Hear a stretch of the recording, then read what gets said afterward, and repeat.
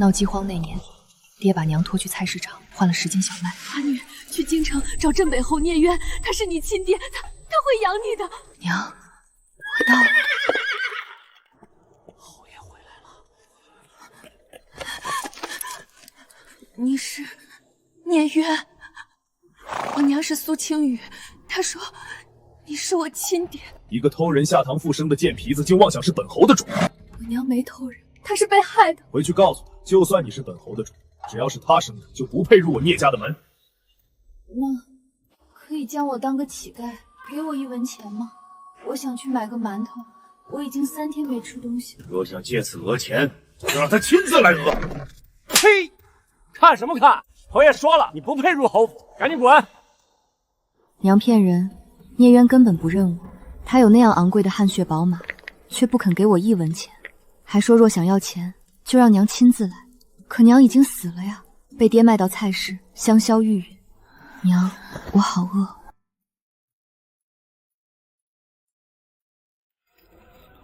河西到京城，我走了整整3年。我只是想让亲爹认下我，替娘和弟弟报仇。睡醒了，去翻后门的泔水桶，那里有肉包子。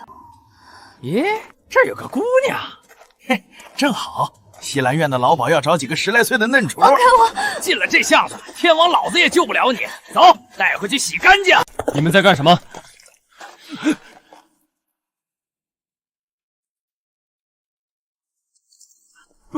回侯爷，小的们想送他去医馆。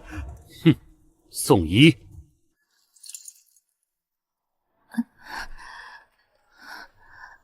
爹，原来是你，这般上不得台面，倒真和你娘一样自甘堕落。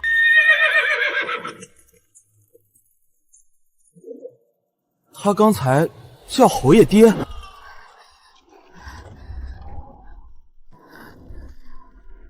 带我走，妈去哪儿都行。今晚雪太大，他真会死。可他喊侯爷爹，你就这么作践自己？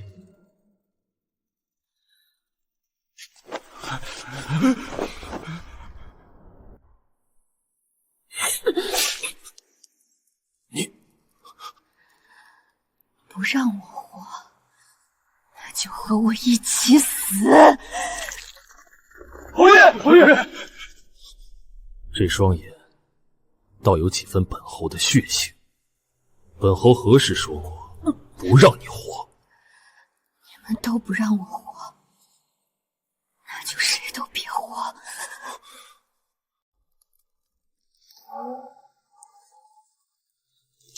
醒了，小贱种，坏了府里的事儿，这血有你受的。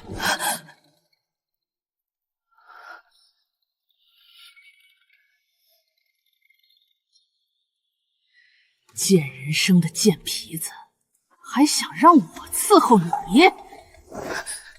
你怎么不干脆死了算了？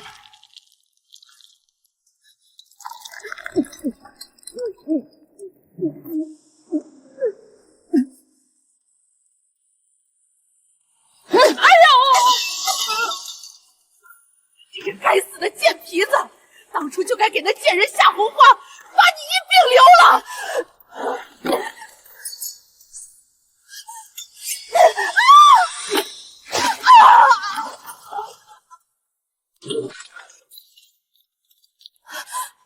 江嬷嬷，你娘在哪儿？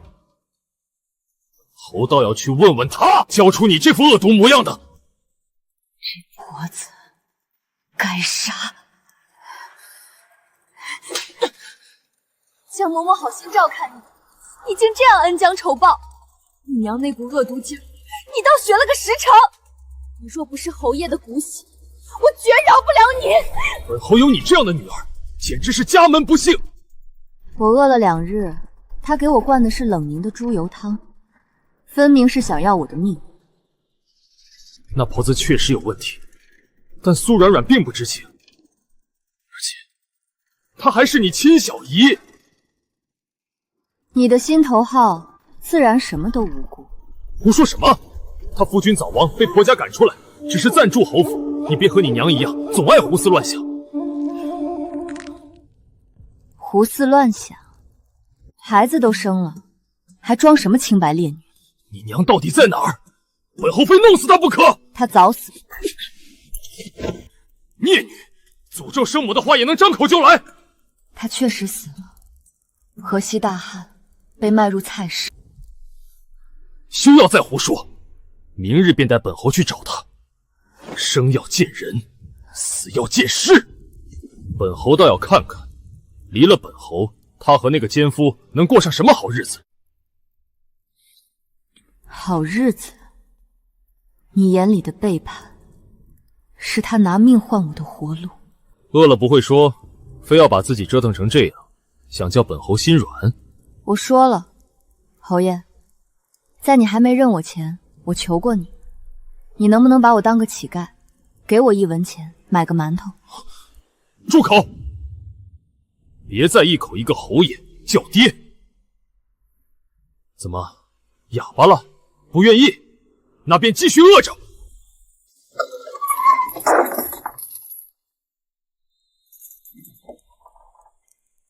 小姐，先吃点，一会儿我再去厨房偷。给我吃，饿肚子最难受了。小小姐明明比我大2岁，却比我还瘦小，定是在外头没吃好。还好，刚开始只是常常挨饿，饿狠了，草根田鼠都吃。小姐，小姐，你身上怎么这么烫？别怕，我带你回屋，回屋就不冷了。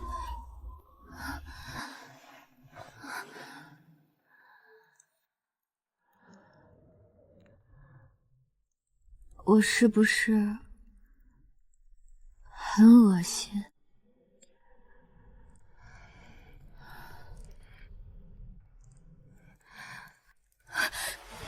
小姐，受苦了，真的受苦了。这是娘和弟弟死后第一次有人这样抱我，第一次，真的有人对我好。奴婢叫青枝，也是河西人。爹娘带着我逃难入京，后来投奔了在侯府当管事的舅舅，这才留下来。后来只能卖身为奴，在侯府换一口饱饭。那荒年里，卖身为奴，总比被拖去菜市强。对不起，我不该提这些，白白刺着小姐。没事，你说的不过是实话。我爹没了胳膊，所以进京以后侯府不要，只能在外头租个棚子，靠给贵人倒夜香为生。你的爹爹是全天下最好的爹爹。是啊，可惜小姐您，如果我娘也能遇到这样好的男人就好了。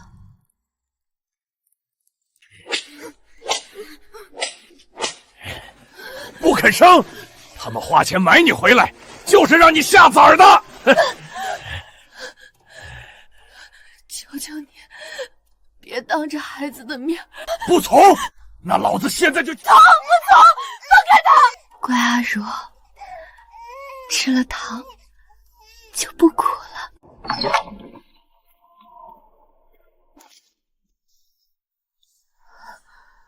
既然退烧了，就穿好衣裳，带本侯去找你娘。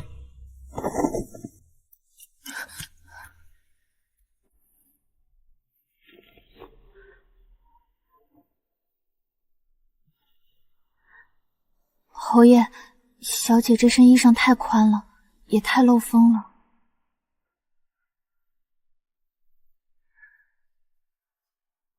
奴婢的身量和小姐差不多，不如先让小姐穿奴婢的，好不好？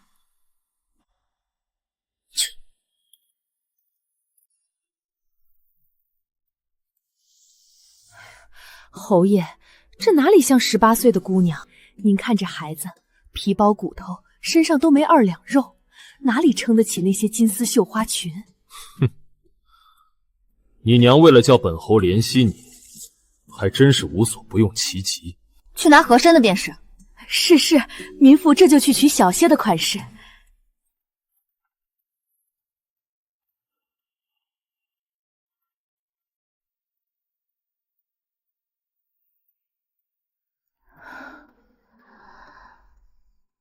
暖和。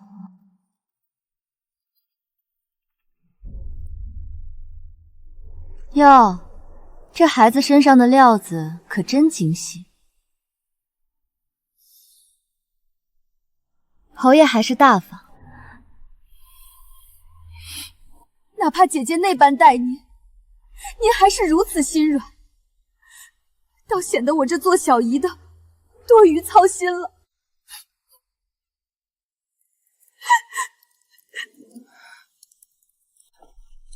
到底是本侯血脉，只要听话些，自不缺他一身穿的。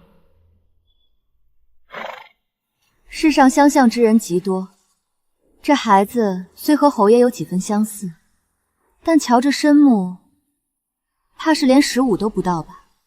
侯爷，关乎血脉，还是谨慎些好。软软无需担忧，本侯自有法子识别。等找到苏青雨，本侯自会问个明白。我同姐姐11年未见，也是很想她了。侯爷，您介意我跟着去吗？我会照顾好小荣儿，定不拖后腿的。再指派2个婆婆跟着，务必护好软软母女，也把这丫头看住。小丫头，侯爷发话了，让你跟苏小姨同坐一车，还不快上去？我不坐。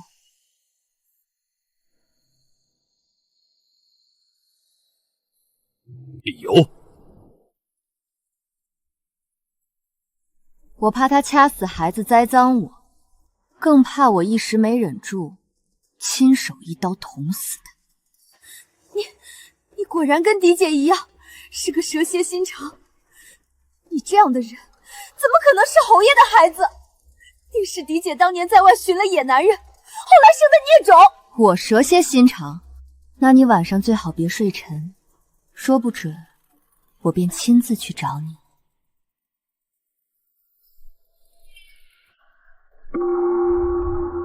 逆女，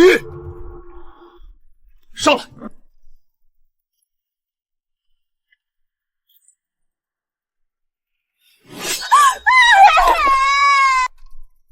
你哪来的凶器？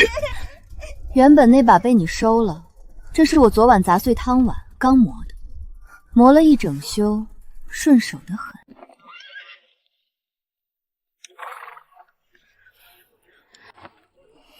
小姨，听说你是个外室生的贱种，你娘当年一头撞死在苏府门前，才换了你入府的机会。这事儿京城老一辈可都记得呢。可你入了苏府后，先抢了娘亲指腹为婚的林朗，后来又盯上了我爹。我没有，我和林朗是真心相爱，和姐夫更是清清白白。如此，你可满意了？我娘在河西走廊明线。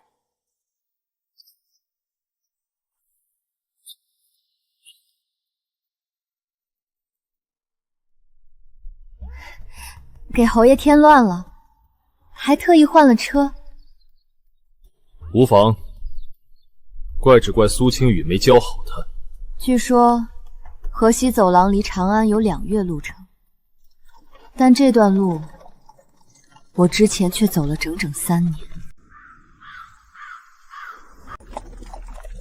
接连2年大旱，竟荒凉至此。这只是开始，比起娘亲死的那年，现在的河西已经是天堂了。侯爷，您瞧瞧这地方，穷山恶水出刁民，难怪姐姐当年会把女儿教成这副德行。够了，把你丢这地方，你这种娇小姐的做派，怕连1个月都活不下来。侯爷，你以前从不这样对我的，那撒娇模样，不知道的还以为你们才是真夫妻呢。可青雉说，聂渊待苏软软真如妹妹一般。至于小蓉儿，则是说不清来历。这屋子不会半夜就倒了吧？你还真是丫鬟命，小姐心。这荒山野岭的，有个地儿落脚便不错了。你还挑上，先前在城里住客栈，他不是嫌这儿旧，嫌那儿破，连门板上的重眼都要挑一番吗？这会儿倒是先前嫌这嫌那，自是要显得自己娇柔贵气。眼下嘛，在深宅大院里，他手段玩得极好，柔柔弱弱便能杀人于无形。可他不知道，出了那扇门，到了江湖上，便是男人的天下了。小姐，以前爹爹带我们逃荒，这种野店那是有多远就躲多远。没事的，咱们先进去再说。贵人们请进，屋子都收拾好了。小姐，你别干吃白饭啊，这鱼烧的可好了。蓉儿乖，咱们年纪小，这鱼刺多，容易扎着，咱们吃蛋羹就好。矫情！这3年，我从心软的饿殍变成了嗜血的狼，学会了在野兽嘴里夺食，在恶人背后捅刀。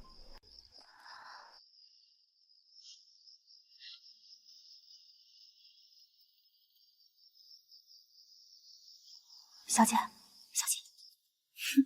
是我多心了。爹在饭里下的药，连牛都能药到，这小贱人自然不在话下。爹，刺伤娘亲的小贱人睡死了。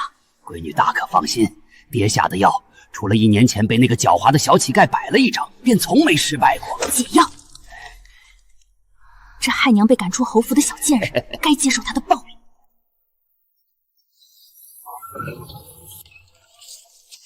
事成之后，那位姑奶奶不会赖账吧？3000两白银才拿到1半呢。不会的，她向来大方。反正花的又不是她的银子，侯府那么大的家子，不差这1500两。再说，我娘当年就在她身边服侍，为了盯着苏青雨才去的河西，这些年也没少拿赏。也是，要不是你娘来河西，也遇不上老子，更没你这丫头了。倒是还要感谢那位夫人。原来如此，连我娘在河西受的苦，都有你们一份功劳。小姐，小姐。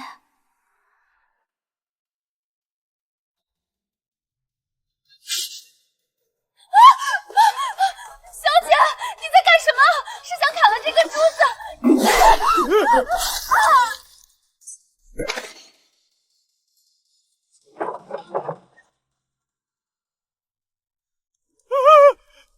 闺女，杀人了！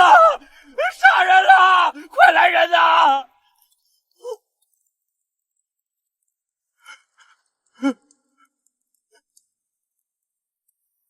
林大叔，1年前你们一家3口饿得受不了，把我骗进这个无主驿站，也给我递了一个火炉，还记得吗？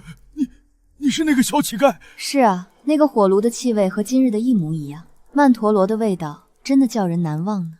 可惜本姑娘也喜欢做这玩意儿。上一回你被我反杀，丢了条胳膊。老子砍了你！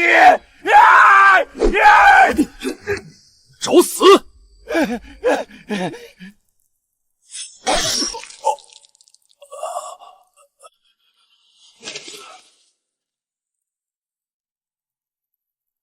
该留个活口，审讯背后的主谋。还不到时候，你居然没有误会我？是那个火炉？本侯10岁就在战场厮杀，这种下三滥伎俩见得多了。但你给我的。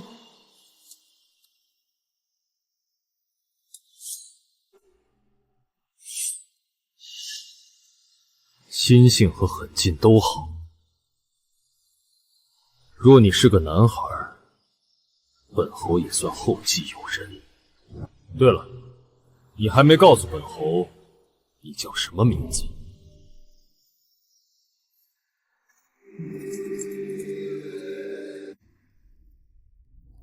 我啊，叫聂扰寒，是娇柔的芙蕖的意思。娘希望我像苏软软那般柔弱可人，叫人忍不住怜悯。比起芙蕖，我更欣赏仙人掌，也能开花的。我甚至想改名苏仙人，或者苏掌。一是我不想姓聂，二是苏仙人一听就很特别。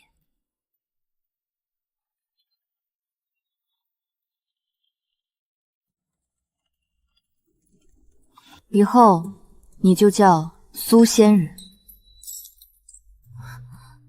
叫仙儿吧，哪有人敢自称仙人的？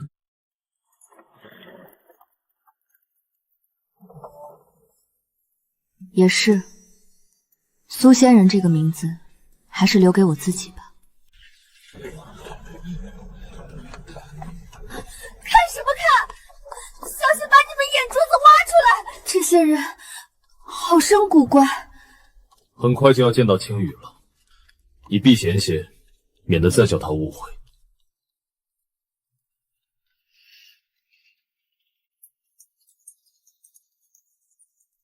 你娘先前住哪？本侯瞧这里生计艰难，他这些年如何过活？是啊，他只剩一堆残骨埋在土里。他怎么走？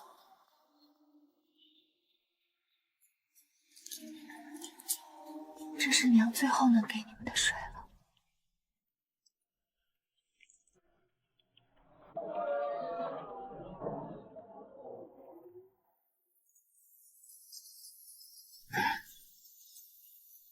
下雨了，小姐，您冷不？我包袱里带着您的衣裳。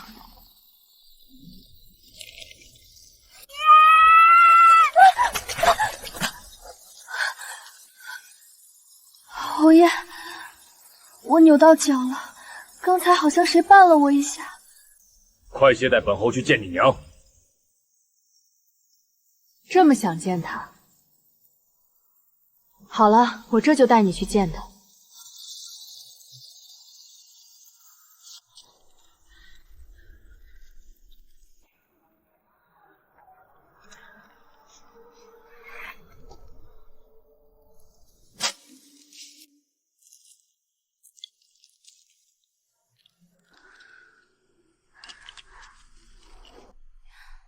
你挖这些骨头做什么？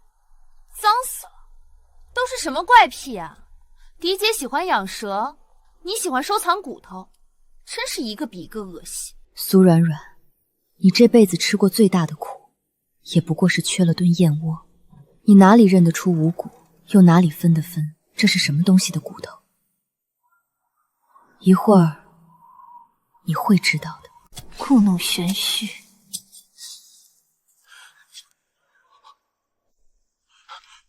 不可能！别挖了，快带我去找你娘！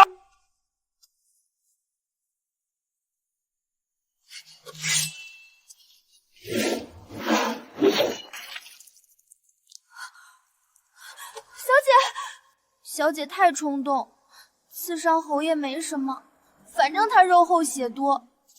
可小姐您瘦得跟竹竿似的，哪里经得住这么流血呀？万一留了疤……娘说了，女子命苦，定要对自己好好的。下次万不可这般伤害自己，她地下有知，会心疼的。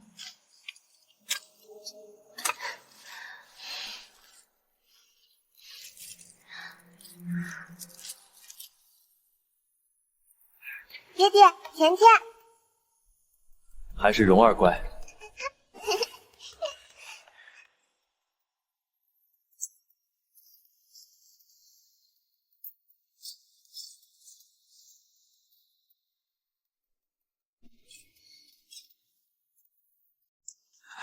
大家辛苦了，前不着村后不着店，想吃饱饭难了。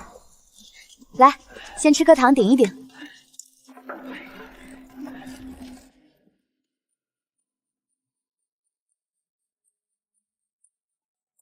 这可是京城徐福记的糖，你厌恶我，不接便是，为何丢水里？这般浪费粮食，简直……糖里有剧毒，想活命，赶紧吐出来，再去污水边催吐。我没有，我若下毒，怎么敢给小蓉儿和自己吃？又在闹什么？苏青雨的精髓，你还真是学了个透透。好言难劝该死鬼。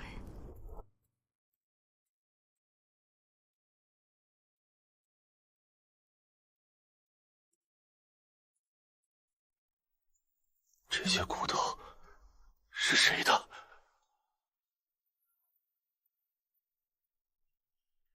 自然是娘和弟弟的。别再故弄玄虚，快告诉本侯，你娘在哪儿？一路行来，你见了那么多人间炼狱一般的场景，为什么偏生不信我娘已经死了，还死得如此凄惨？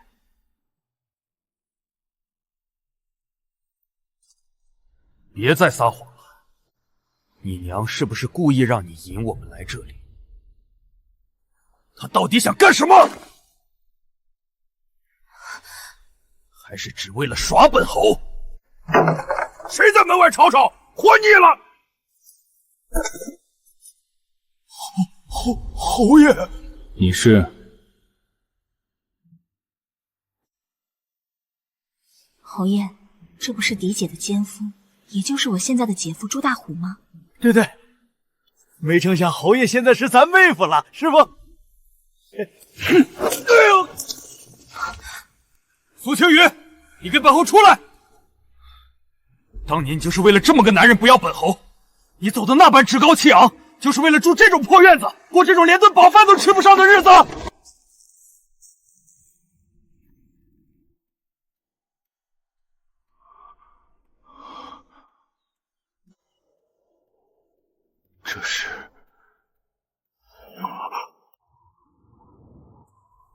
这是他绣给本侯的，里头装着他求来的平安符。他明明那么爱你，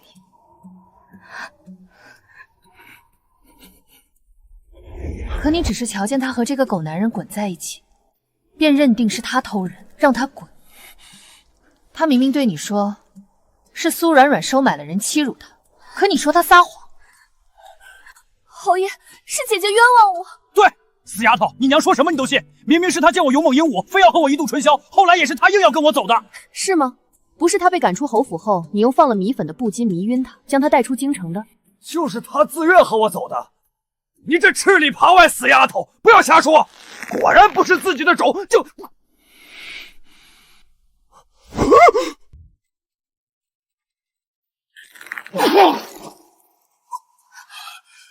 方才的汤里这有毒。怎么，你也有今天？为什么？自然是因为苏青雨确实已经死了。河西一带自古以来就干旱不断，她真的死了。谁让她生来高贵？我说她从小欺负我，你信了；我说她推我导致小产，你也信了。最后我找个野男人把她迷晕，往她床上一扑，你更信了。毒妇！你不是爱分什么嫡庶贵贱吗？到头来还不是被我耍得团团转？你护着的、厌着的、恨着的，全都错了。你以为你好到哪儿去？我是毒妇，你就是狗屎，彻头彻尾的蠢货。你心里恨着那个贱人，既然你不行，我只能找别人生。还好你够蠢，真以为这孩子是你的种，还大张旗鼓上了族谱。眼下你们都要死了，这侯府的一切全是我和小蓉儿的。你贱人！朱大虎，还不弄死那俩碍事的丫头，等着他们回京告御状吗？放心，就这俩小东西，就算逃了，也不可能活着走出这片县城。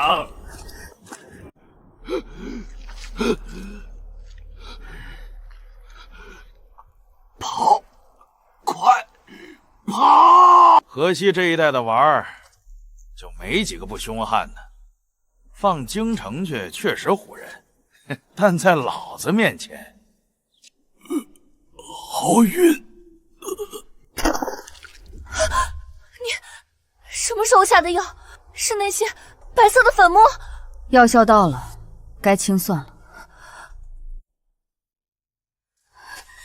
小姨，你知道娘亲是怎么形容你的吗？阴毒，心如蛇蝎。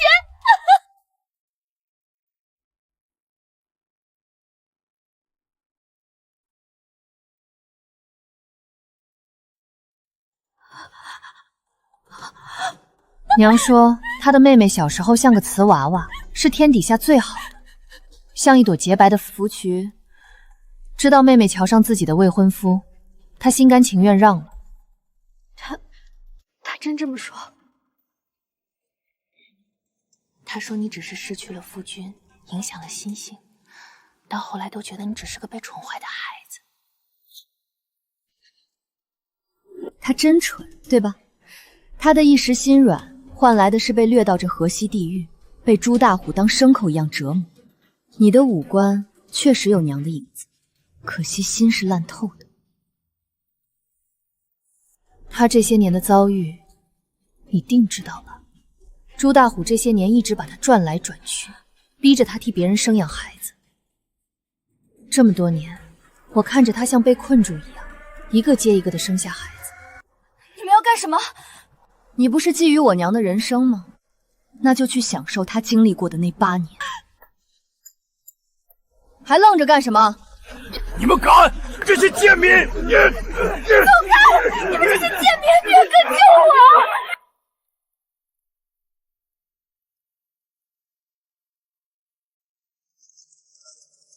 站住！不必了，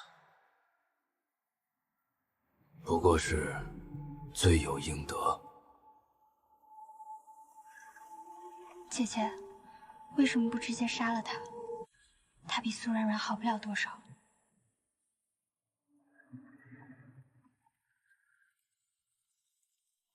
死太容易了，我要他看着我步步登高，看他厌恶的孽种夺走他的一切。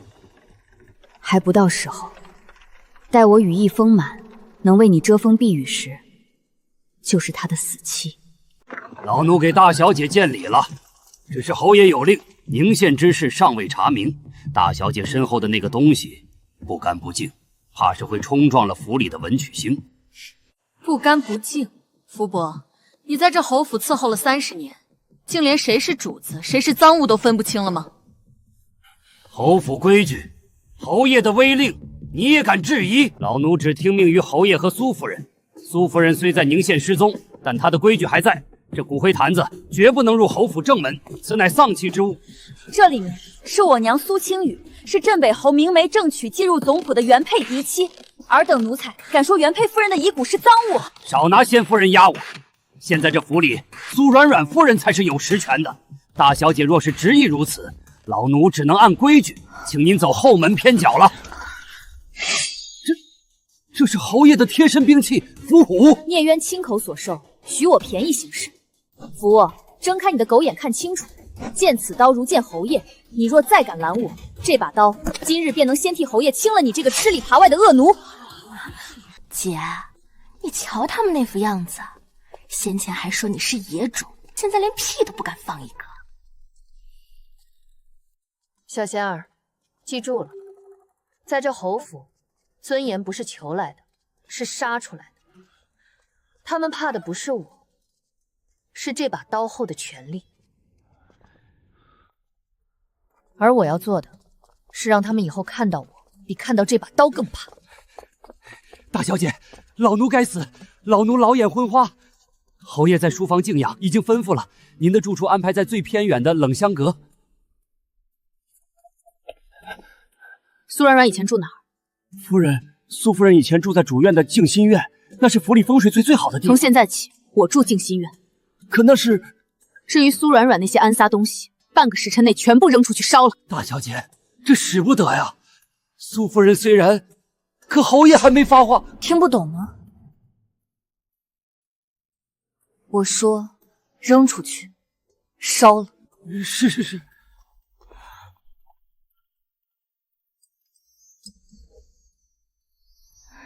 娘，到了。这就是你当年被赶走的地方。你瞧，这里的装饰真俗气，像极了苏软软那个人的心。苏软软，你抢了我娘的正妻位，占了她的主院，花着我娘的嫁妆。如今你死在荒野，这债我就从这侯府的一砖开始，慢慢找聂家收回来。小仙儿，传令下去，一炷香后，所有在侯府领差事的奴才都到正厅跪着。本小姐要清理门户。香燃了一半。福伯，人都到齐了吗？回大小姐，除了几个实在下不了床的病号，全府上下123年家仆悉数到齐。好，我娘总说下人也是人，要厚待，可你们似乎把这厚待当成了软弱。苏软软当权11年，这府里有的奴才已经不把自己当奴才了，甚至把自己当成了审判主子的判官。小仙儿，念：张二、刘三曾于宁县路途中收受苏软软贿赂，欲在马车轮轴上动手脚，发卖。管事赵大借苏软软名义在城外强占民女，中饱私囊，全家发卖。大小姐饶命啊！奴才也是奉命行事啊！闭嘴！奉命？奉的是苏软软那个毒妇的命吗？还是奉的你们那颗贪得无厌的良心？在这侯府，主子就是天。苏软软是贼，你们跟着贼便是贼党。店主，苏夫人还没死呢，侯爷还没发话，你凭什么动老身？我是侯爷的奶娘，我是苏夫人的心腹。奶娘、心腹，江嬷嬷，你还记得那碗猪油汤吗？那时候你可曾想过会有今天？那是为了让你长记性，我也让你长长记性。把他带下去，关进暗牢，每日只准喂他一碗冷透了的最劣质的猪油，不喝完不准睡觉。不，侯爷，救命啊！叫吧，聂渊现在连自己都保不住，拿什么救你？剩下的人，福伯按名单发卖，1炷香时间，我要这侯府彻底清净。是，老奴这就去办。只是这府里一下少了一半的人，日常起居，那些曾经被苏软软排挤、被关在偏院干苦活的旧人都调回来。这府邸的旧习惯该改改了。姐，你这么做，宗族那边恐怕会有微词。二老爷聂松那个人，一向视侯府为己物，我正等着他。聂渊，疼才刚刚开始。聂渊，你看看你现在成什么样子了？被一个来路不明的野丫头耍得团团转，是要让我们老聂家的脸面被丢尽吗？侯爷，这丫头那些流言我们都听说了，且不说她的身份，单说她这满身戾气，哪有一点大家闺秀的样子？叔父，她是青羽的亲生骨肉，是我亲手带回来的。亲生骨肉？谁能保证这丫头不是他跟那个朱大虎生的野种？聂渊，你被那女人骗了一次，难道还要被这小野种骗第2次，连祖宗的家业都双手奉上吗？二叔，一口一个野种，叫的可真顺口。这么大声，是怕别人不知道你觊觎侯府的家业，馋得流哈喇子了吗？放肆！长辈说话，哪有你这孽种插嘴的份儿？来人，给我把这不知死活的丫头送到宗祠跪着，教教她什么叫规矩。规矩？二叔跟我谈规矩。侯爷将家令交给我，我便是这府里的主。在这镇北侯府内，我说的话就是规矩。二叔带人硬闯我父亲的居所，还要代为动刑，这又是什么规矩？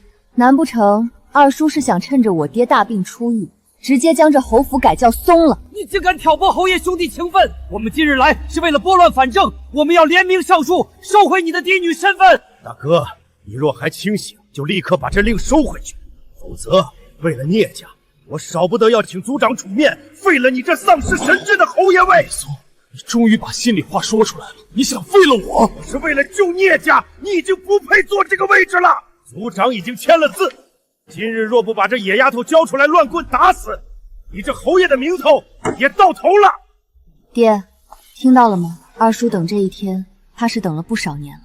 他连族长都买通了，就等着您咽气好接手您的兵符呢。谁敢动阿若，杀无赦！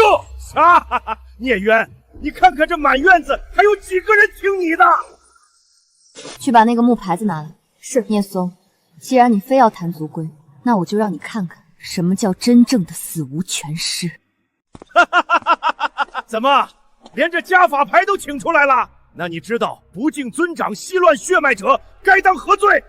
二叔，这块牌子沉得很，你确定你配跟我谈这块牌子上的规矩？我不配，难道你这个不知从哪儿捡来的野种配？聂渊，你看看，他到了现在还在狡辩。长老，请家法！孽障，你敢对家法不敬，今日便是谁也保不住你！来人，把他拿住！你竟敢毁坏家法牌，你这是欺祖灭宗！家法规矩，规矩是立给忠良的，不是立给蛀虫的。二叔，既然你这么爱谈规矩，不如我们先谈谈大燕的军法。凡侵吞、克扣边军军饷免甲者，论罪当斩，夷3族。你疯了吧？胡言乱语什么？我这些年为侯府操劳，何曾见过什么军饷？是吗？二叔这些年确实操劳着如何通过苏软软那个毒妇，把侯府每季拨往北疆的银子，神不知鬼不觉地吞掉30%。黄毛丫头，血口喷人，你可有证据？长老们，你们身上穿的蜀锦，家里新纳的小妾，哪一样不是沾着前线将士的血？你们帮着聂松来逼宫，是想杀人灭口，还是怕我翻开那本已经烂透了的烂账？贱人，受死！聂松，你想当着我的面打我的女儿？聂渊，你别信他的，他在离间我们。阿若，证据在哪儿？还没到时候，这些账藏得深，得连根拔起才精彩。聂渊，你真要为了这丫头跟整个宗族作对？聂松，从今天起，你名下所有的产业由阿若亲自盘查，若有半分虚言，不用家法，我亲手送你去兵部衙门。二叔，回去把脖子洗干净，明天天亮前，我会让你知道这侯府的规矩到底长什么样。聂松，这只是第一步，我要把你吃进去，让你连皮带骨都吐出来。大小姐，这已经是过去5年的所有账目了。二老爷经手的款项，表面上确实滴水不漏。滴水不漏，那就是最大的漏洞。睁开你们的眼看看，去年腊月西仙军造处采买3000套轻甲，共计白银3000两。小仙儿，去年腊月西山是个什么光景？回小姐，去年腊月大雪封山，西山根本没有任何铁矿出产。更重要的是，那所谓的西山军造处，早在前年秋天就因偷工减料被朝廷查封了。3000两银子买的是早已消失的作坊生产出来的虚无轻甲。二叔这手段可真是凭空造物啊！二叔，西山军造处虚报的3000两银子是流进了北疆将士的胃里，还是填进了某些人的私库？钱管事，这账目上可牵着你的大名。好啊，钱生，你竟敢背着我做出这种中饱私囊、贪墨军需的事儿，亏我这些年如此信任你。二叔这手断尾求生演得可真好，可惜啊，这账本后面还有一页钱庄存根，上面开户的人可是二叔你的嫡长子呢。聂松，你真的连军饷都敢贪？来人，钱生贪墨军需，按律当杖责50。二叔，这每一棍其实都是打在你的老脸上。钱管事，银子藏哪儿了？在城外柳家庄库房底下。二老爷，求吃里扒外的老狗，我替侯爷了结了你！聂松，你这是杀人灭口！大哥，我是一时激愤，这老狗死有余辜。好一出死无对证，二叔这份决绝，若涵佩服。不过二叔大概忘了，既然钱管事说了地方，那银子已经在回府的路上。从今日起，谁再敢在账目上动1厘1毫，钱生就是你们的榜样。小仙儿，静心院那边收拾的如何？苏软软是个谨慎到骨子里的人，他那样出身低微、心机深沉的人，绝不会把身家性命全搭在聂渊那一点薄凉的情分上。去搜那些他贴身之物，越是不起眼的地方，越藏着他的命脉。找到了，小姐，这些信藏得极深，信封上没有任何落款，但用了特殊的沉香熏制。沉香，那是宰相府里那位最爱的味道。他总觉得自己身上那股子痊愈的臭味能被沉香压下去。林兄亲启，妾在侯府布局已定，聂渊不过是一介莽夫，其兵权指日可待。唯苏青羽那贱人碍眼，幸已除之。小姐，林兄，这苏软软竟然真的勾结当朝宰相林如慧。勾结？苏软软没那个本事当他的同僚。你看这最后一句，这是林如慧豢养的死士蛛网的标记。那侯爷这么多年，岂不是一直抱着个夺命鬼在睡觉？他活该！他为了这么个东西，逼死了我娘。这封信里还提到了宁县的所谓天灾，也是林如慧干的。原来我娘，我弟弟，在那个人眼里，不过是夺权路上的绊脚石。去把这些信重新誊抄一份，我要在明天早晨让聂渊在苏清玉的牌位前把这些真相一口口吃下去。林如慧，你想借苏冉冉的手吞了镇北侯府，那我就借你的手把这朝堂也给翻过来。侯爷，你常说苏冉冉柔弱无依，说她是你在这侯府唯一的温存，那这些你可想过亲眼看看？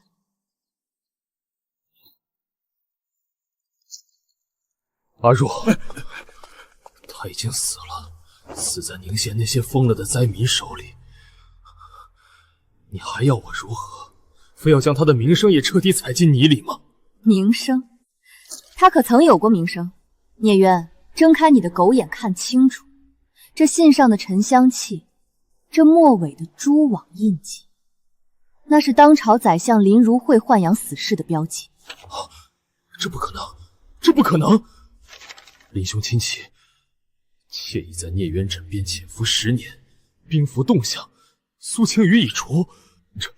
这是他的笔记，这真的是他的笔记！不，他说他是因为家族被贬才无依无靠，他说他是因为爱我才宁愿当妾，他说苏清雨嫉妒他才推他入水。推他入水，那是他自己喝了红花自导自演。林如慧需要聂家的兵权，苏冉冉需要一个名分来掌控我，他们联手做了一场戏。而你，聂渊，你是最完美的戏子，你亲手赶走了你的发妻，亲手逼死了你最该护着的人。11年，我护了这毒仙11年。林如慧在信里夸你呢，夸你听话，夸你是个好用的莽夫。苏冉冉每晚睡在你身边，都在计算着你的兵符什么时候能姓林。小姐，她气急攻心。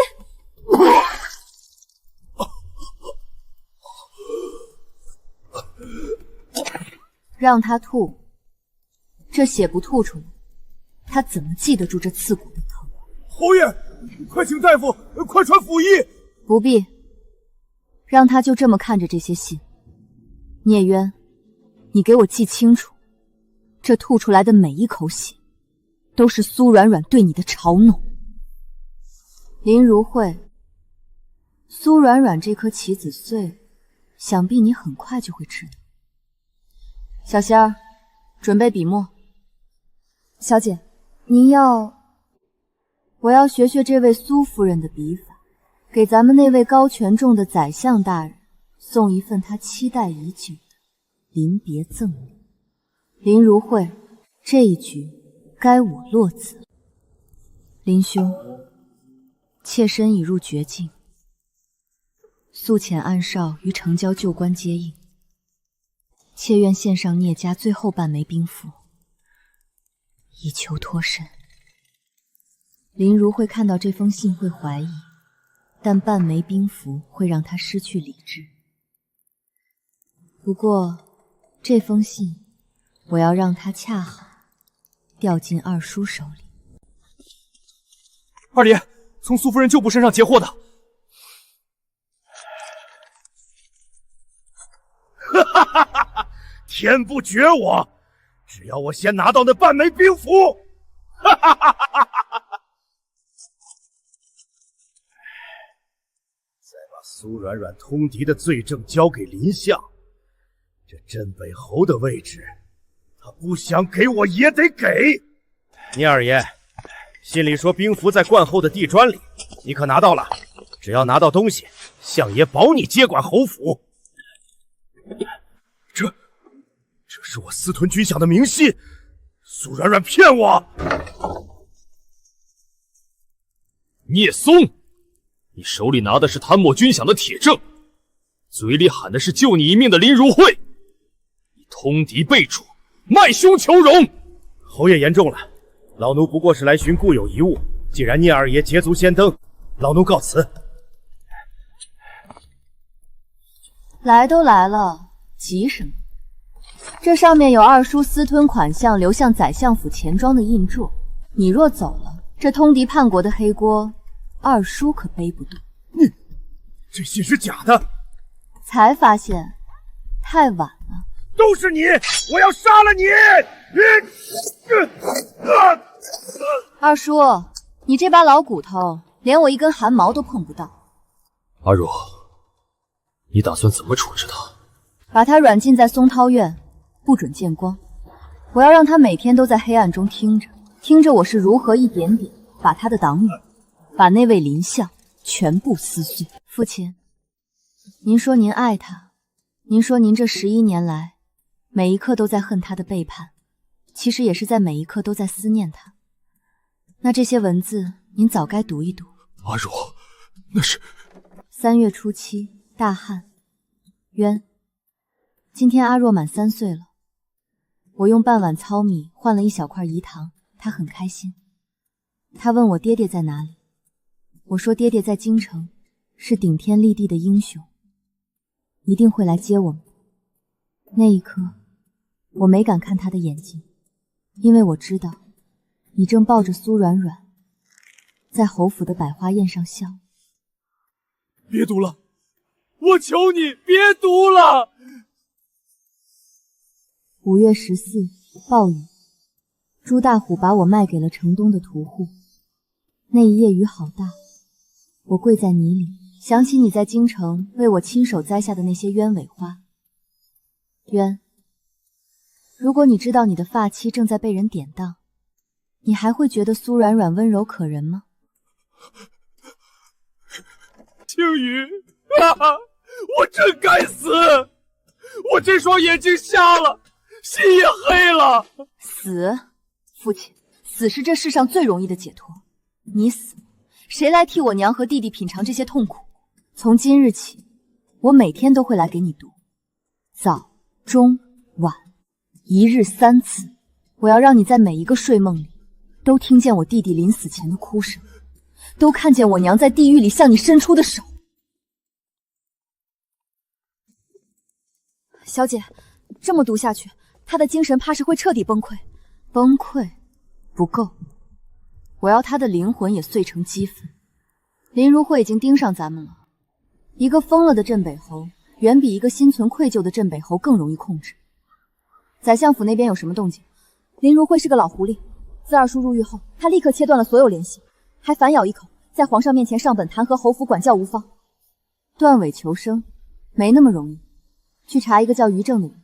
于正，那个10年前因为弹劾林如慧被罢官，如今在东城门口修草鞋的老环户，就是他。林如慧最怕的人，不是手握重兵的将军，而是那些不要命不怕穷只要公道的疯子。聂渊，这才刚刚开始，你的痛苦是我部相高位的祭品，而林如慧是我为你准备的合葬人。草鞋3文，皮靴补掌10文。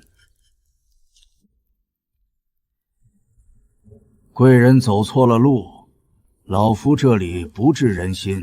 于大人，这双补了10年的官靴，线脚依旧这么稳。看来您心里的那股火，还没被这东门的冷风吹灭。大人，老夫现在只是个修鞋的贱民。这位姑娘，你是镇北侯府的人吧？身上那股子血腥味和沉香味混在一起，老夫在10丈外就闻到了。我是苏青雨的女儿，阿若。苏青雨，那个被林如慧和苏软软联手构陷，在河西生死不明的苏氏，通敌卖国。林如慧竟然为了削弱镇北军，不惜配合苏软软在河西制造人祸，这可是大业数万将士的命啊！于大人，10年前，你因为弹劾林如慧贪墨修建堤坝的银两，被他构陷家破人亡，罢官致死。这10年，你在这里修鞋，其实是在等一个能让他粉身碎骨的契机吧？等到了又如何？老夫一介白身，手中无权，言无重量。林如慧权倾朝野，连皇上都对他深信不疑。我若出面，不过是再送一条残命。一条命不够，那如果是镇北侯府的兵权呢？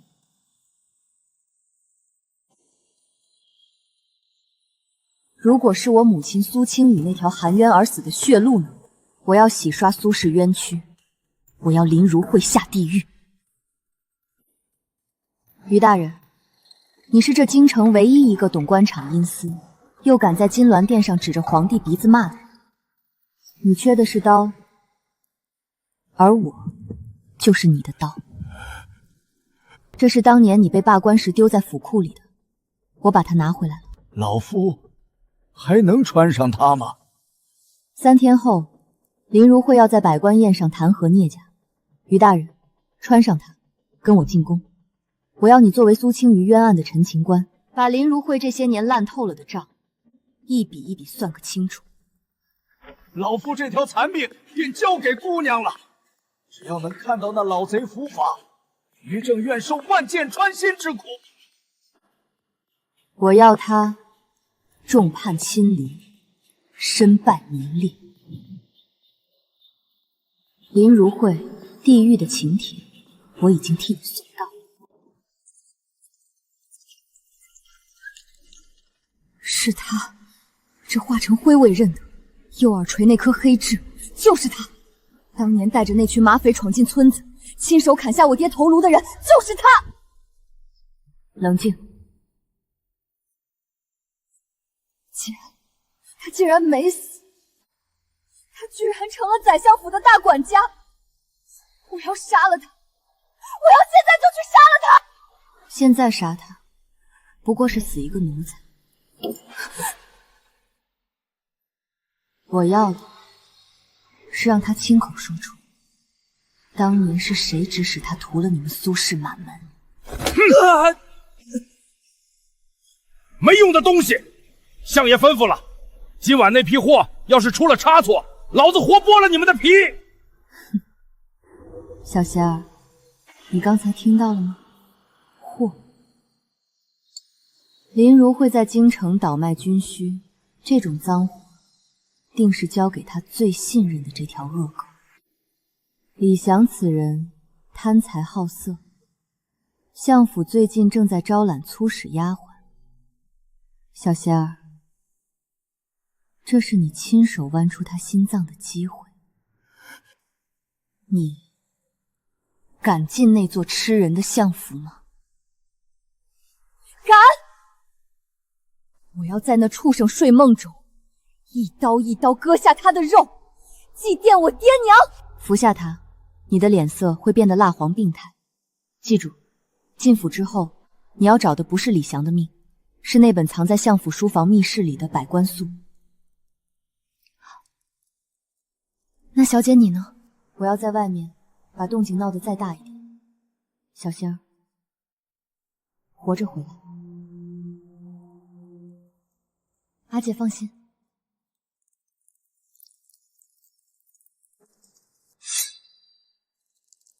林如慧，你欠下的血债，不仅仅是苏家的，还有这天下万千寒门将士的。这局棋，我要让你全家陪葬。相爷爱敬，静心居那边正缺几个修剪花草、懂得闭嘴的粗使丫鬟，手脚不利索的滚，长得太妖艳的滚，家里有亲戚在朝当官的更得滚。叫什么？哪儿的人？回大人，奴婢叫雅妹，河西来的，爹娘都饿死了，求大人给口饭吃，奴婢什么都能干。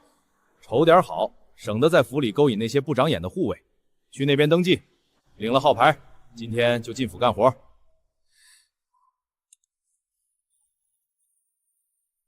这吃里扒外的东西，竟然敢偷相爷书房的墨宝！给我打！打死扔到乱葬岗喂狗！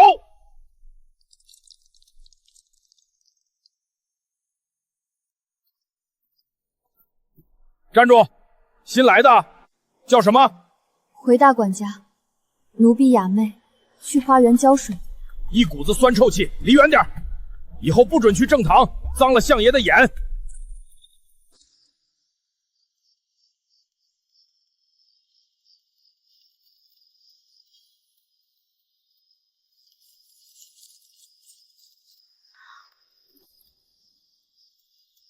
阿姐，我收到。李祥，今晚是你最后一次做梦。等我拿到了那本账本，我会亲手送你和你那个相爷去地狱见我的家人。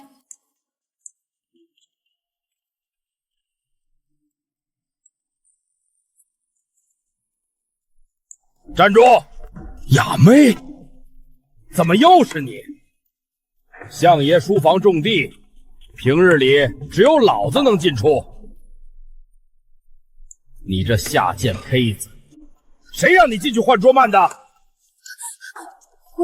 回大管家，是林二叔、林二管事说，相爷嫌那兰花香味太重，让奴婢进去撒些沉香灰。奴婢该死，奴婢这就走。河西来的灾民身上哪有这股子老皮子味儿？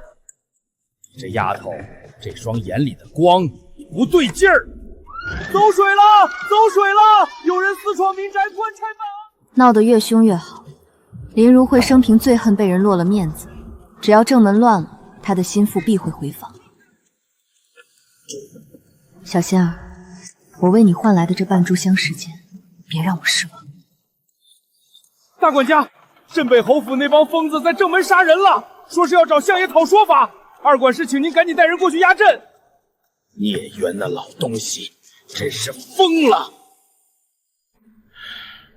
算你命大，这东西你给老子洗干净了，敢弄坏一根丝，老子剥了你的皮！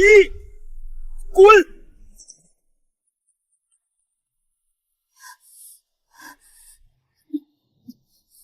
姐姐在外面为我挡箭，我没时间了。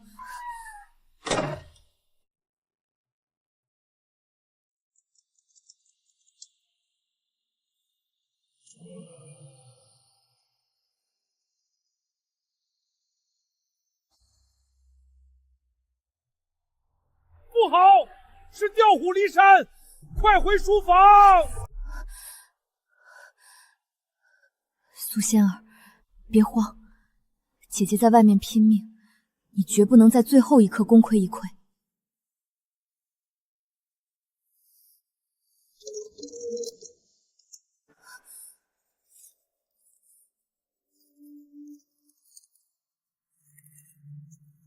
通敌卖国，林如慧，你竟然连北疆3万将士的命都标好了价码！聂家的小丫头，这大半夜的，你放火烧我宰相府前的商铺，又口口声声说本相拿了你聂家的东西，老夫倒要看看你这乳臭未干的孽障，长了几颗脑袋够本相砍。林相爷，我的脑袋只有1颗，不值钱。但您在这京城经营了20年的名誉，若是在这一夜之间毁于一旦，那才叫可惜。凭你，聂渊都快成了一滩烂泥，你凭什么跟我斗？就凭苏软软临死前跟我说，相爷您的书房里藏着一份比命还重的大礼。雅妹，果然是你这个贱蹄子，把东西给老子放下！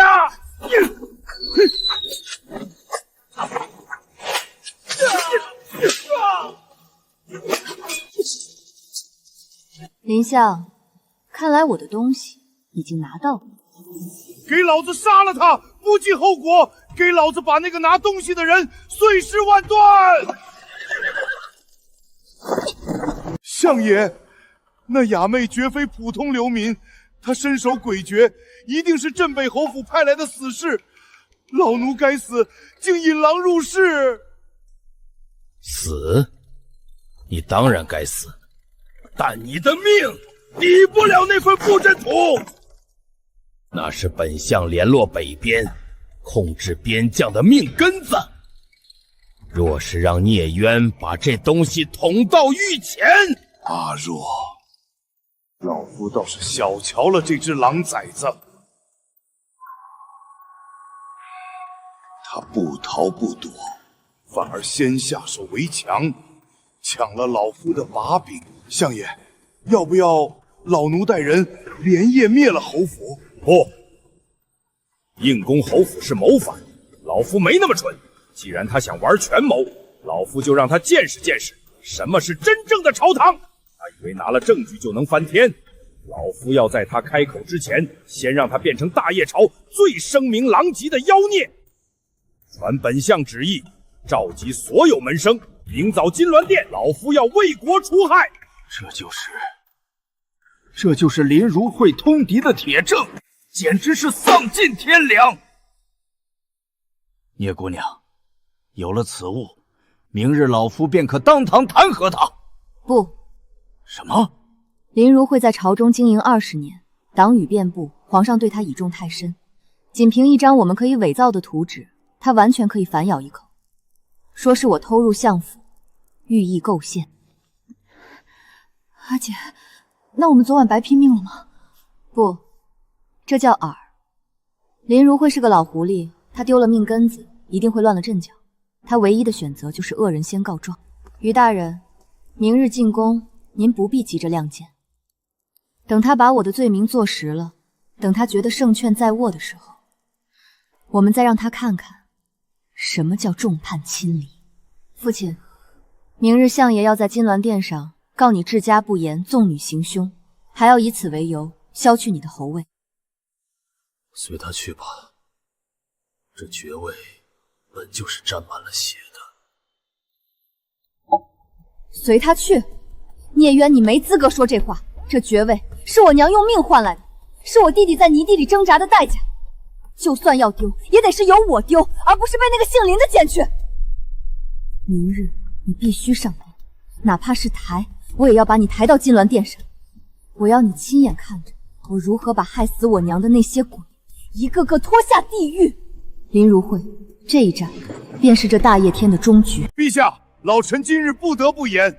镇北侯聂渊自恃战功赫赫，目无王法；其女阿若来路不明，行事诡谲，竟于前夜纵火焚烧相府门前阶下，更遣死士暗卫微臣家中窃取机密，此非治家不严，实乃包藏祸心，欲乱我大业之朝纲啊！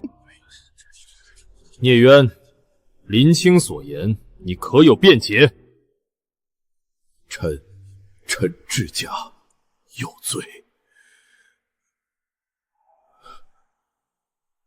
陛下，聂渊已然神志不清，被那孽女玩弄于股掌。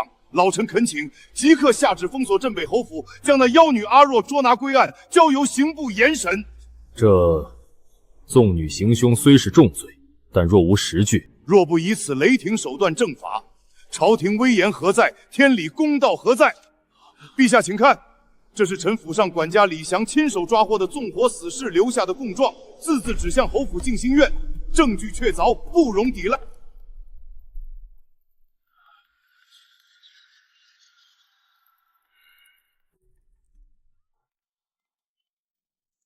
大殿众弟，女子止步。我乃镇北侯原配嫡女阿若，今日入殿，非为私利，而是为我大业清理门户。林如慧，这一局，你以为是你在狩猎，却不知是我为你选好的断头台。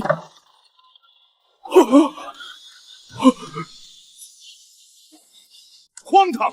你这妖女竟敢公然闯入早朝，禁卫军何在？还不拿下！臣女阿若叩见陛下。臣女深知擅闯金銮乃是死罪，但臣女今日是来替我郑侯府死去的千千万万忠魂，向陛下请一封清理门户的圣旨。清理门户？你前夜纵火行凶，如今谈清理门户，不觉得可笑吗？陛下，若臣女说这侯府的不宁，皆是因有人在暗示落子，欲将我聂家兵权一口吞下呢？这是臣女清查的账目，上面清晰记录了苏软软与聂松挪走的每一笔军饷。陛下可知，这些银子最后都流进了京城哪座钱庄，又变成了谁家密室里的沉香？老臣于正有本启奏，老臣在东城门蛰伏10年，只为今日聂家女所言，老臣愿以项上人头担保。这不仅是侯府家事，更是关系到大诺边防的冲敌之谋。一派胡言！阿若，你处心积虑拉老臣下水，你的野心才是大业的毒瘤。林相，这一封是苏软软写给内燕的密信，这信纸上的沉香味可是御赐贡品，除了相府谁用得起？纸是真的，字也可以临摹，字可以临摹，但这信末的红泥丝印呢？这是你调动暗哨的秘籍。陛下，老臣冤枉，老臣根本不认识什么苏软软，这定是他们联手编织的谎言。不认识？那聂松在城西旧关街头时，手里拿的这封苏软软绝笔求援信，难道是鬼写的？信里写明要将半陪兵符献给林家，若非您点头，您府上的二管家为何会半夜去接收我聂家家产？林如慧，我为你林家遮风挡雨，竟在我枕边放毒蝎，毁我发妻，欲夺我兵符，你我已是不共戴天！哈哈哈哈哈！聂渊，你个蠢货，你以为你赢了？这朝堂半数是我的门生，证据可以伪造，人证可以闭嘴，只要本相不点头，谁也动不了我。是吗？林相觉得这些家书的分量还不够。小仙儿，把林相爷最宝贝的那件贺礼呈给陛下。陛下，此乃妖物，这女子私闯相府窃取机密，此物定是她伪造来构陷老臣的，绝不可开。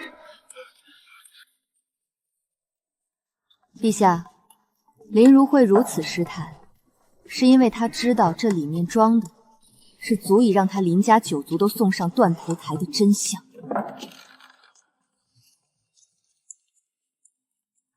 这里面是林如慧如房密室里的百官术，也是她与北边邻国私下往来10年的军需账本。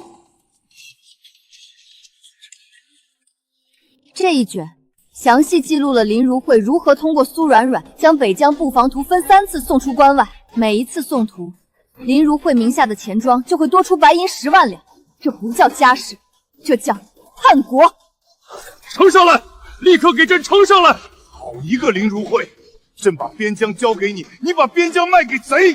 陛下，那是构陷，臣是冤枉的。林如慧，这账本上每一笔勾调都有你亲笔签署的暗号。老臣这10年在东城门外收集了你些被灭口的门生留下的残证，如今铁证如山，你还有何面目喊冤？相爷，你刚才说证据可以伪造，请问这一份份盖着邻国兵部大印的收缴，你要如何伪造？这死在河西、死在边关的万千冤魂，你要如何让他们闭嘴？林如慧，你该上路了。传朕旨意，剥去林如慧的官职，即刻打入天牢，3次会诊。陛下，林如慧伏法只是还了大燕一个公道，但还有一笔延续了3年的血债，臣女斗胆，请陛下亲耳听一听这债主的哭声。臣女身边的这位姑娘是3年前北疆都尉苏震之女。陛下，苏都尉3年前因通敌卖国被满门抄斩，可谁能想到，那通敌的铁证，竟是林如慧为了灭口亲手编织的罗网。陛下，民女苏仙儿3年前躲在米缸里，亲眼看着相府管家李祥带着马匪砍下了我爹娘的头颅，他们翻遍了我苏家每一寸土地，带走的却是我爹拼死护下的林如慧贪没北疆军饷的密折。传朕旨意，李祥即刻凌迟处死，凡参与苏氏灭门案者，一律抄家问斩。封苏仙儿为平冤使，亲自去相府认尸追赃。谢陛下恩典，爹娘，你们看到了吗？罪臣林如慧接旨。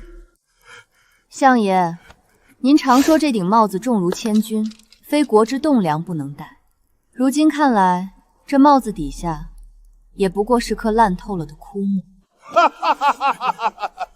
皇帝，你以为杀了我，这天下就清明了吗？没有我林如慧，谁来替你压着那些边将？谁来替你平衡朝堂？你杀的不是我，是大业的脊梁。闭嘴！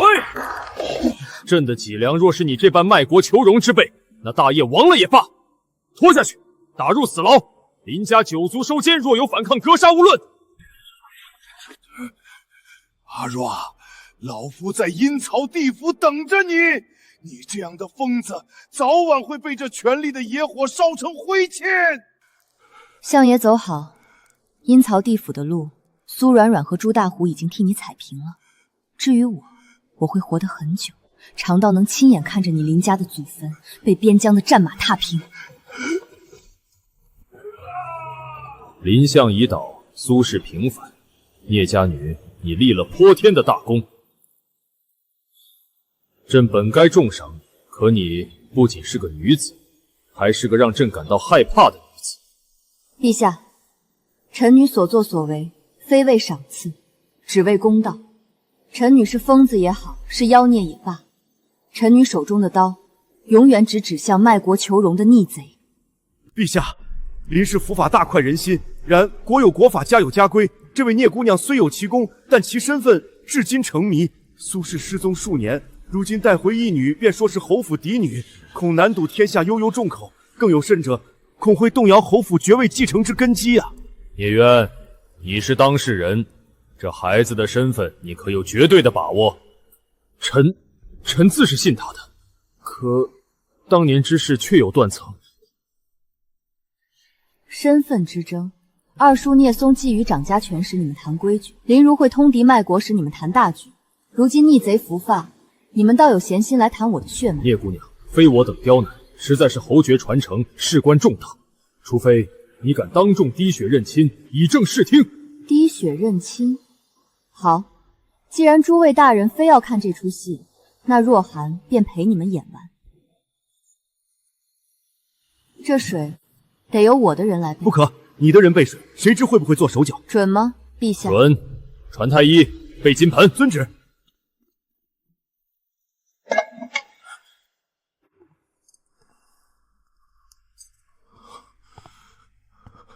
这一针扎下去，流出来的是血，还是你欠我娘的债？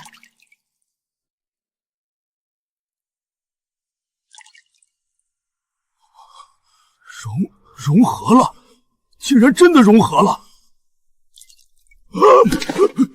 阿若，真的是我的女儿。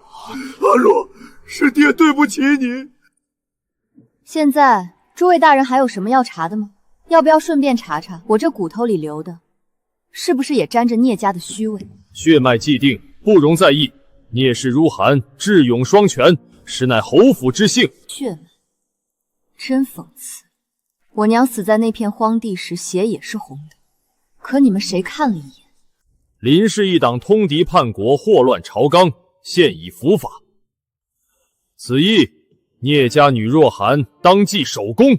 若非他不顾生死潜入相府揭露家贼，我大业边疆防线恐已沦为他国铁蹄下的焦土。镇北侯嫡女阿若，温婉聪慧，智勇双全，于危难之际扶大厦之将倾，救边疆于水火，朕心甚慰，特封阿若为镇北将军，赐10亿300户，赏黄金1000两，锦缎100匹，并特赐执掌镇北侯府掌家之权，暂代侯爷行使府内一切职权。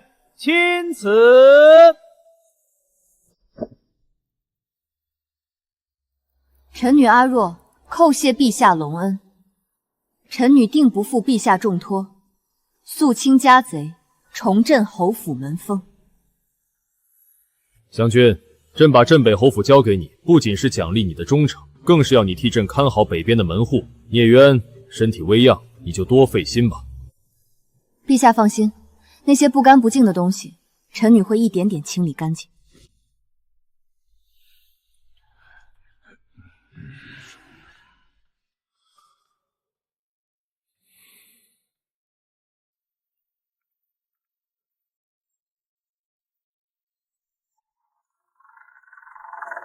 小姐，不是湘君，咱们赢了。赢？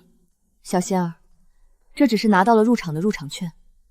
林如慧倒了，可这京城里想吃掉聂家这块肥肉的人还多的是。父亲，恭喜您，您终于可以不用操心朝堂政务了。以后您只需要在您的卧房里好好看着我是如何把这镇北侯府变成我的模样。回府，从今天起，静心院的主人姓苏。阿若，林如慧已经入狱了，苏家也平反了，你还要带我去哪里？杀人不过头落地，你非要让我也烂在这地窖里吗？杀人？您戎马生，难道不知道死是最痛快的恩赐吗？我带您去看的，是您亲自种下的因果。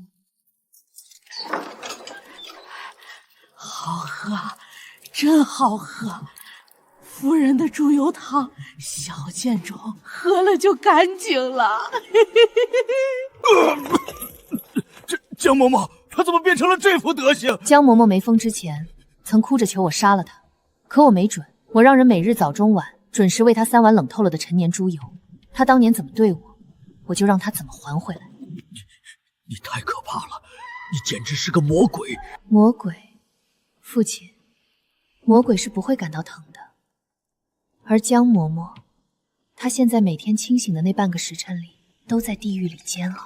父亲，您看，江嬷嬷熬了半年就撑不住了，可您不同，您是战神，心智坚定，您还得活着，活在这座侯府里，日日听着江嬷嬷的哀嚎，日日看着我娘的灵位。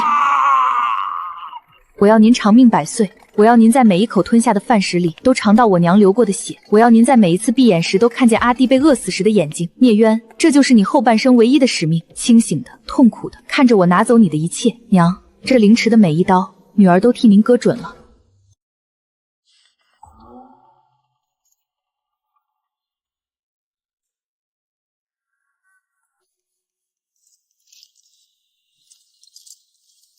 末将陈雄见过将军。末将今日来是想请教侯爷的伤势究竟如何了。末将等人在偏殿等了3日，却连侯爷的一面都没见到。侯爷伤了神志，需要静养。陈将军有什么军务，直接跟我说便是。直接跟您说，将军，这军中大事非比寻常，粮草调破，防务轮换，哪一项不是关乎将士们的命？您一介女流，即便得了掌家权，可这兵符……兵符。陈将军是觉得林如慧能用这令牌调动二叔去卖武，本将军却调不动你陈将军去练兵。末将不是那个意思，末将只是指认侯爷。陈将军，你说你指认侯爷，那本将军问你，3年前北疆苏镇都尉被冤杀时你在哪？去秀宁县军粮被劫，将士们在雪地里啃树皮时你又在哪？那是林贼一手遮天。不。是因为你们的侯爷那时候正抱着毒蝎在枕边入梦。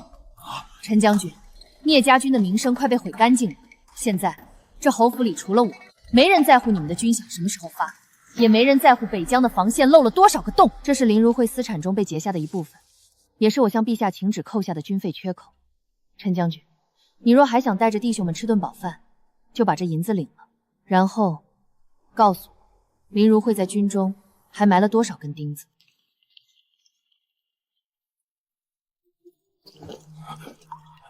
侯爷怎么会变成这样？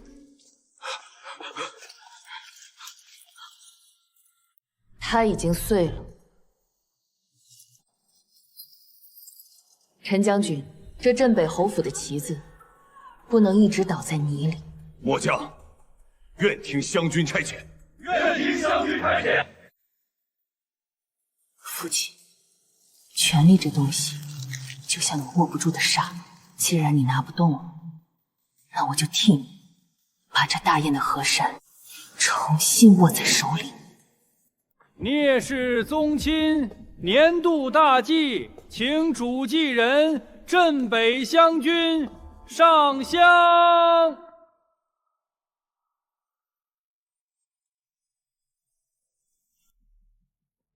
10年前，我娘被赶出这座府邸时，你们坐在这大殿里说她败坏门禁。5年前，我弟弟病死在路边时，你们在这里喝着聂松摊担来的分红，说那是天意。今天，你们跪在这里，跪在我这个孽女脚下，告诉我，现在的规矩是谁定的？湘军息怒，往事已矣。如今您获封湘军，掌管侯府，自然您就是规矩。既然我是规矩，那今日祭祀便加一项。从今日起，我娘的位子要摆在历代侯夫人之首。聂渊，你可有异议？没有。他该在哪儿？他早该在哪儿的。祭礼，行跪拜。听雨，你看，我们的女儿，她把聂家踩在脚底下了，她赢了。娘。这满殿的膝盖，这一府的低头，您看到了吗？但这还不够。父亲，礼成了，我娘的灵位进了正堂，聂家宗亲也都在你我脚下跪过了。这场戏精彩吗？精彩。阿若，你赢了，聂家彻底是你的了。赢？我从未想过要赢你，我只是拿回属于我娘的东西，顺便送你最后一份礼。这把剑沾过胡人的血，也沾过你的荣耀，今天还给你。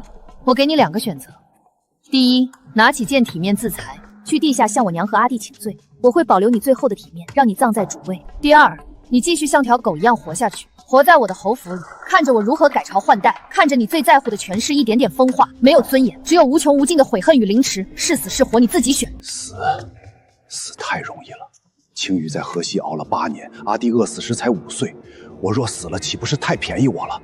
我不配死，我要活着，就在这阴影里看着你，这是我该受的。好，既然侯爷选了最难的路，那就好好受着。传信宫里，镇北侯聂渊因救急难遇，自请逊位辞爵。这侯府的扁榜该换新期了。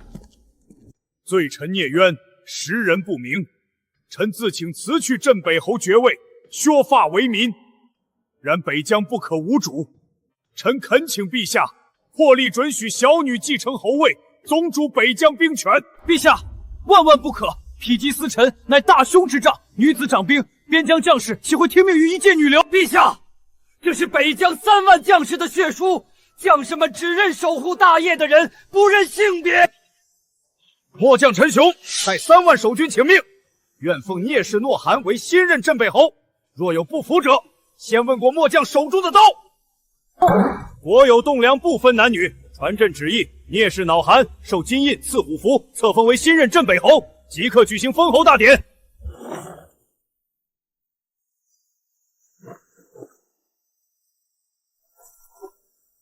请侯爷受印。吾皇万岁，万万岁！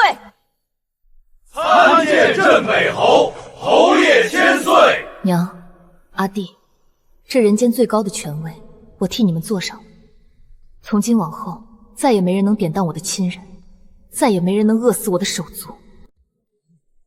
陈将军，北疆3营的军饷今日已全部出库，你亲自押送。凡敢在半路抽城漂没者，不管是哪个世家的子弟，就地格杀。新的军纪从今日开始。末将领命。有了这笔银子，弟兄们总算能过个像样的冬了。银子只是皮肉，规矩才是骨头。从今日起，镇北军不再是某一个人的家军，而是大耶的屏障。凡军中提拔为功劳，不论出身，谁敢再像二叔聂松那样坚守自闹，这就是下场。誓死效忠侯爷，誓死效忠侯爷。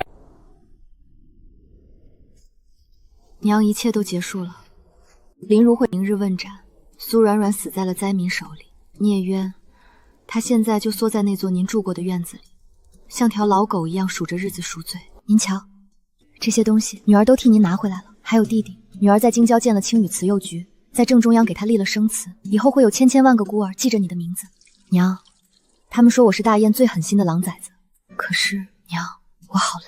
您生前总说阿尼要像腐菊一样温柔干净，可河西那地方哪里养的活花呢？我想吃您亲手做的桂花糕了，我好想跟您回家。娘，那些苦日子，女儿替您埋了。从今往后，您在地下只管看着，看着女儿如何把这大业变成您想要的样子。是小蓉儿姐，她是苏软软的种，斩草除根，咱们不能留后患。你不该姓聂，也不该姓苏。你们都是坏人，别打我，别杀我！想活吗？想活，就得自己长出刺来。这世上没人会一直护着你。姐，慈幼局那边安排好了，以后他就叫苏仙草，不承恩，不记仇，只求一命。往后我就是你的刺，直到你能护住你自己为止。芙蕖虽然谢了，但这满山的仙人掌终究是开花了。